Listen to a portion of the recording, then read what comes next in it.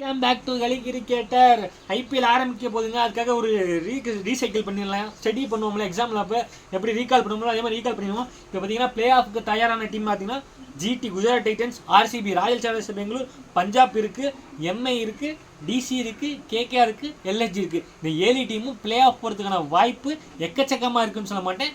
7 டீமும் குவாலிஃபை ஆகிறதுக்கான வாய்ப்பு இருக்குது. யார் யாருக்கு அதிகபட்சமான வாய்ப்பு பார்த்தீங்கன்னா ஜிடி, ஆர்சிபி. ஏன்னா அவங்களுக்கு ரிமைனிங் 3 மேட்சஸ் இருக்குது. அதில் 1 வின் பண்ணாலே போதும், ஸ்ட்ரெயிட்டாக குவாலிஃபிகேஷன் ஆகிடுவாங்க.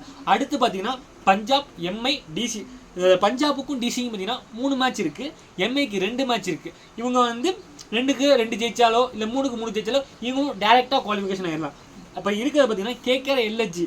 இவங்களுக்கு கேகேஆருக்கு 2 மேட்ச் இருக்குது, 2க்கு 2 ஜெயிச்சாங்கன்னா அவங்க 15 பாயிண்ட் வந்துருப்பாங்க. அடுத்த டீமை பார்த்து தான் அவங்க வந்து பிளே ஆஃப் போகணும்னு வெயிட் பண்ணுற மாதிரி இருக்கும். அதே மாதிரி எல்எஸ்ஜி பார்த்தீங்கன்னா அவங்களுக்கு 3 மேட்ச் இருக்குது, 10 பாயிண்டில் இருக்காங்க. அவங்க அந்த 3 மேட்ச் ஜெயிச்சாங்க 16 பாயிண்டில் இருப்பாங்க.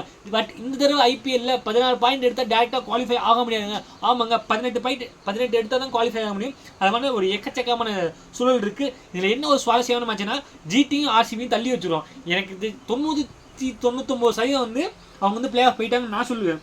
பட் நீங்கள் என்ன சொல்லுவீங்க கமெண்ட் பண்ணுங்கள். பஞ்சாப், எம்ஐ, டிசி இந்த 3 டீமுக்கும் தான் ஒரு மிகப்பெரிய நெருக்கடி இருக்குது. ஏன்னு கேட்டிங்கன்னா பஞ்சாபுக்கு 3 மேட்ச் இருக்குது. அவங்க இப்போ பாயிண்ட் பார்த்தீங்கன்னா 15 பாயிண்டில் இருக்காங்க. அந்த 3ல் 2 ஜெயிச்சாலே போதும். பட் அந்த 3 மேட்ச் யார் யாரை கூட பார்த்தீங்கன்னா ராஜஸ்தான் ராயல்ஸோட, அது ஒன்று மட்டும் தான் ஈஸியாகும். அடுத்து எம்ஐயோடையும் டிசியோடையும் இருக்கும். ஆக்சுவலாக இப்போ டிசிக்கு பார்த்தீங்கன்னா ஜிடி, எம்ஐ, பஞ்சாப் அப்படி இருக்குது. இப்போ எம்ஐக்கு பார்த்தீங்கன்னா டிசி, பஞ்சாப்னு இருக்குது. அதாவது ஒரு சுவாரஸ்யமான திருவிழா, கிரிக்கெட் திருவிழா வந்து இந்த காலத்து காத்திருக்கு. ஏன்னா டாப் 4ல் யார் இடம் பிடிப்பாங்க?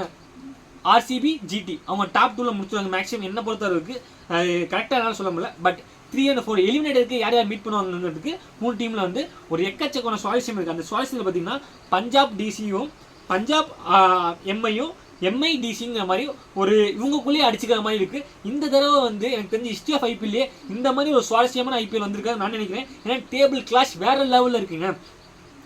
அதனால இந்த அப்கமிங் ஷெட்யூல் வந்து நமக்கு ஒரு மிகப்பெரிய விருந்தாமையும். பட் என்னங்க பண்ணுறது, சிஎஸ்கே ஃபேன்ஸ் நம்ம டீம் அஃபிஷியலி எலிமினேட் ஆகிடுச்சு.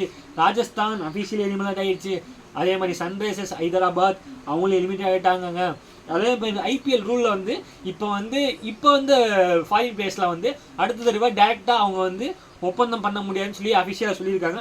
ஆக்சுவலாக இப்போ ரீப்ளேஸ்மெண்ட் பிளேயருக்கு, அதாவது இந்த ஸ்டாப் ஆகி நின்றுச்சுல, அதுக்கு முன்னாடி ரீப்ளேஸ் பண்ணாலும் ஓகே, இன்னமேட்டு அவருக்கு வந்து அஃபிஷியலி ஏற்றுக்கணும்னு சொல்லிட்டாங்க. அதே மாதிரி ஆர்சிபிக்கு ஆசனூட் வரதா சொல்லியிருக்காரு. அது எந்த அளவுக்கு உண்மைன்னு தெரில. பட் ஜோஸ் பட்லர், ஜிடிக்கு மிகப்பெரிய தூண்களான சாய் சுதர்சன், சுமன் கில், பட்லர். பட் இந்த பட்லர் பர்சனல் ரீசனுக்காக வெளியே போகிறதா ஒரு அனௌன்ஸ்மெண்ட் வந்திருக்கு. அது எந்த அளவுக்கு உண்மைன்னு தெரில, அதை பொறுத்து இருந்து பார்ப்போம். பட் ஆர்சிபி வந்து 3 மேட்ச் ஜெயிச்சு பிளே ஆஃப் போனாலும் அவங்களுக்கு பெரிய அடியே ஆசனூட் கண்டினியூவாக விளையாடுவாரா? ஏன்னா மே 26ஓட நமக்கு எல்லாம் முடியுது. மே 28லேருந்து பிளே ஆஃப். இப்போ சவுத் ஆஃப்ரிக்கா போர்டு வந்து நம்மள்ட்ட என்ன சொல்லியிருக்காங்கன்னு பார்த்தீங்களேன், மே 26 மணி எங்கள் பிளேயர் சவைவில் இருப்பாங்க, அதுக்கப்புறம் எங்களுக்கு WTC தாங்க முக்கியம்னு சொல்லி அவங்க சொல்லியிருக்காங்க. ஆஸ்திரேலியா தரப்புலேருந்து கமின்ஸாக இருக்கட்டும், மிச்சில் ஸ்டார்க்காக இருக்கட்டும், ஹெட்டாக இருக்கட்டும், ஏர்செல் அவுட்டாக இருக்கட்டும், இதில் கமின்ஸும் மிச்சில் ஸ்டார்க்கும் கண்டிப்பாக வரமாட்டேன்னு சொல்லியிருந்தாங்கன்னு சொல்லி அனௌன்ஸ்மெண்ட் வந்திருக்கு. அதே மாதிரி ஏர்செல் விட்டு சொல்லியிருக்காரு நான் வருவேன்ட்டு. பட் அது எந்த அளவு உண்மைன்னு பெருசாக தெரில. இப்போ பஞ்சாபுக்கு பார்த்தீங்கன்னா மார்க்கோ யான்சன் அவர் தான், அது வந்து ஒரு இம்பாக்ட் பிளேயர். ஏன்னா அவர் வந்து ஒரு ஆல்ரவுண்டர் ஸ்லாட்டை ஃபில் பண்ணார். எம்ஐக்கு பார்த்தீங்கன்னா ரிக்கில்டனும் போஸும் தான். பட் எம்ஐயை பொறுத்தவரை அவங்க ஒரு கடப்பாறை டீம். அந்த கடப்பாறைக்கு பேஸே இந்தியன் பிளேயர்ஸ் தான், இந்தியன் கோரை வச்சு தான் அவங்க அமைச்சிருக்காங்க. அவங்களுக்கு பெருசாக அது பாதிக்கப்படாது.